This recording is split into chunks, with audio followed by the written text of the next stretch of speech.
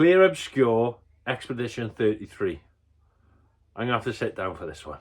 So by now you've probably all heard of Clair Expedition 33, or Clair Obscur Expedition 33. And I was taking the world by storm. It's got a 92 on Metacritic. Everyone's loving it. It's being voted. It could be in contender for Game of the Year. It's 10 out of 10. It's amazing.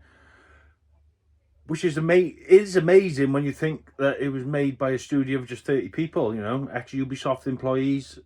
They did outsource some of the stuff, but the studio itself is like 32 people, which is incredible when you look at the game and the size of the game, the vision of the game, and, you know, just the way the game's put together. It's absolutely outstanding. But I just want to touch on as well how they're breaking away from the norm of most modern gaming. So most modern gaming now it's around 60-70 quid a game.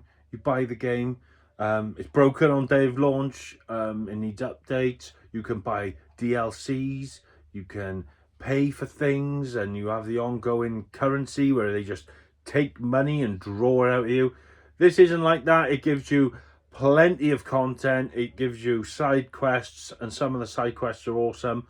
The story is absolutely amazing. But they only charge 40 quid on release. I paid $39.99 for this. I pre-ordered it off Amazon. You don't get that with AAA games anymore. And I know you could argue it's not a AAA game because it's not made by a big, massive studio. Let me tell you, this is a AAA game. It's blown my socks off. It's one of those games I just do not want to put down. Now, in a previous review, I said the first Berserker Kazan was my game of the year. This has now taken that spot. I'm just going to do a little summary of what I think of Clair Obscur, and then I'll explain to you why it's done this to me. Clair Obscur Expedition 33. Now this is a groundbreaking RPG. It seamlessly blends JRPG elements with a real-time mechanic. Stunning visuals. It's powered by the Unreal 5 engine, and it has a beautiful, beautiful dark fantasy world. Now the stories and characters, it basically follows Expedition 33, a group of volunteers on a desperate quest to destroy the Paintress. She's a goddess who's responsible for the annual Gommage, where people of a certain age disappear. The story explores themes of morality, sacrifice, and human condition, with well-developed characters like Gustav, Mael, Loon, and Skeel. The voice acting is superb, I must say, as well. It's got an awesome cast, including Ben Starr. That guy just seems flavour of the week at the minute, if you ask me. Now, when we look at the gameplay, the combat is engaging. It combines turn-based strategy with real-time quick events like dodging, parrying. It's really, really good. In fairness, I don't normally like turn-based combat, but it's a standout feature of this game. It is absolutely fantastic. It's got a great blend of exploration, puzzle solving, and the combat. Like I said, it just keeps you invested in all the world and the characters within it. It's fantastic. I don't know what to say about this game. It has a crafting system. You can get different abilities for your characters. You can level up. You can make builds like on a Souls game and stuff like that. So it's really got a bit of everything for everyone.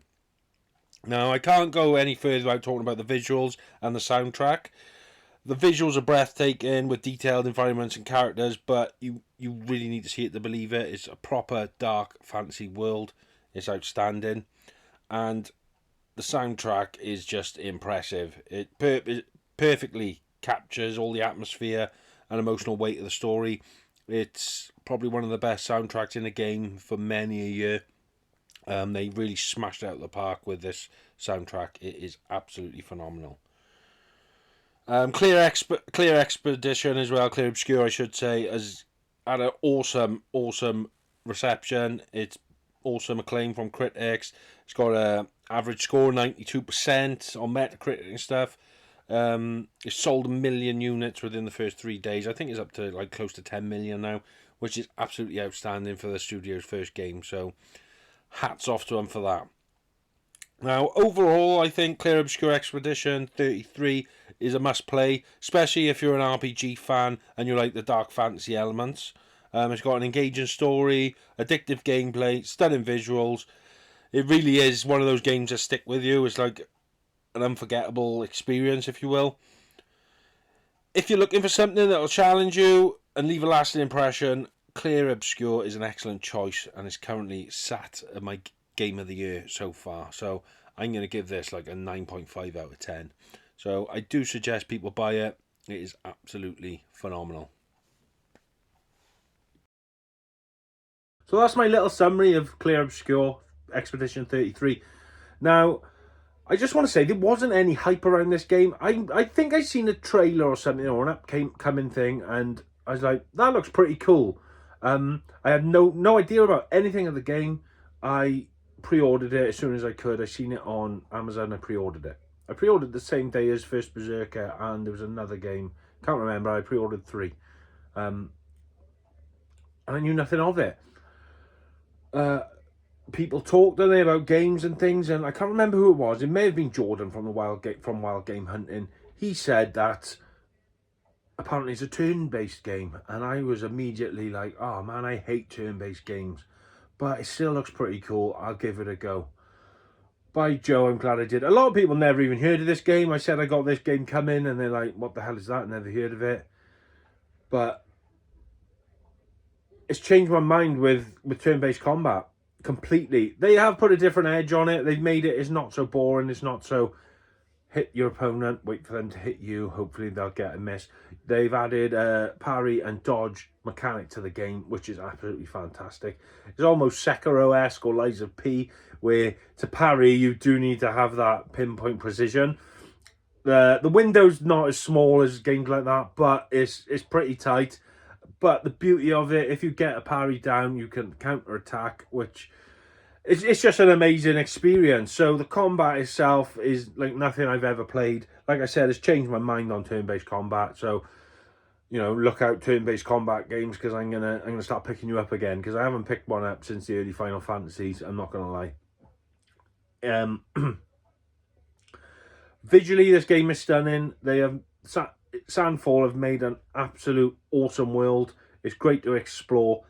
One thing I don't like, not that I want open world, but they've kind of made it so you've got like the yellow brick road, I want to call it. So you may come to a path, and then a split in the path, and then you can go right or left. So you're like, which way do I go? Which way do I go? It edges you towards one, which is the yellow brick road, and you go down there, and that's to carry the story on. Then you hit a cutscene, and you've missed that road. The only way to get back to that road is to fast travel right to the back and then re-explore everything, which is okay, but it'd be nice if it was a little bit more open than that, because sometimes you would take the left one and you get halfway and you're like, no, this don't look the right way, so you turned around. There's many a times where I've wanted to explore both, but I didn't want to hit the cutscene, so I've gone halfway up one, then halfway up another, and then I've gone back. So that's one of the downfalls to it, I find. And I would like a map when you're walking around. However, not having a map does help you explore a little bit more, but I have got lost on numerous occasions. That being said, you do get a map when you're in the big world, going place to place, and the world's fantastic. The story is out of this world. I can't express to you. It is like watching a blockbuster movie, and I have heard that they are going to be making a movie. They started making a movie in January, so they're casting it and stuff at the moment now. And as for the cast, the game's got a great cast. You've got Ben Starr, Andy Serkis, just to name a few. It ticks all the boxes. And for a little studio to do this, and this is the stories I like to hear, and these are the people I want to win Game of the Year. Like last year, I really wanted Wukong to win Game of the Year, because that was that studio's first release, and they smashed that out of the park. But then Astrobot won. It is what it is. I'm not going to get into that, but Clair Obscur it's just phenomenal. I just urge you all to play it, especially for the price point it's at. I don't want to spoil anything and go into stories, but there's twists, there's turns. It turns you upside down. It gets very emotional at times, and I just think it's a game that everyone should play through at least once. It's a game I'll go back to. I don't want to stop playing it. I may even try and platinum it. They're big words coming from me because I'm not a platinum trophy hunter, but I'm going to try a bit this year, so we'll see. So maybe Clair Obscur will be one of those games. I'll have a look at the trophy list and see how doable it is. But yeah, I really urge it. If I had to give this out of a 10, it would be a solid 9.5 out of 10 for me. It's like nothing I've ever played. Well, I say nothing I've ever played. It's very reminiscent of the earlier Final Fantasies. Final Fantasy X. Obviously better visuals. Story is fantastic. Acting is fantastic. Combat is better. It just everything it's supposed to do, it does well. And Samfall, you need a big pat on the back for that. You have smashed it out of the park. And I was going to say, I hope you're going to be a successful company, but obviously I think they've sold 1 million in 3 days. I'm not sure how many they've sold now by the time this video goes out, but unprecedented demand for it. A lot of places are out of stock, so people are paying over the odds to get it. So yeah, super impressed with this game. Please go and play it.